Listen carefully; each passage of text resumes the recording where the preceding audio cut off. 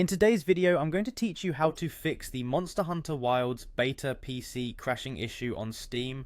This process should take just about 5 minutes, so let's keep it simple and dive right in. First, we're going to start by launching your Steam app.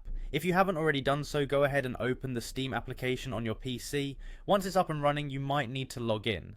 So let's move to the login process. Click on the login button on the top right corner of the screen. Here you'll need to enter your account name and password. It's important to have your login details ready because Steam might occasionally log you out. After entering your details, click the sign in button. Once you're successfully logged in, you'll land on your Steam homepage. From here, navigate to your library. This is where you'll find all the games you have in your Steam account. In your library list, look for Monster Hunter Wilds. Once you find it, right click on the game title, which will open a context menu where you need to select Properties. In the Properties window, you'll find various tabs on the left side. Click on the one that says Installed Files.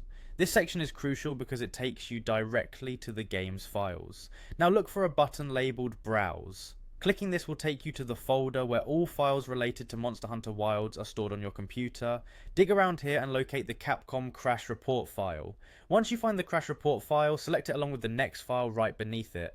Right click and choose Delete. Deleting these files is an important step. They could be old files causing your game to crash repeatedly.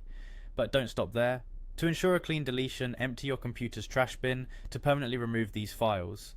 Keeping your trash clear can prevent any unwanted data from lingering around. Finally, with the files properly deleted, restart the Monster Hunter Wilds game. Open it the same way you normally would through your Steam library. This fix should resolve the crashing issue, allowing you to jump right back into your monster hunting adventure without further interruptions. And there you have it.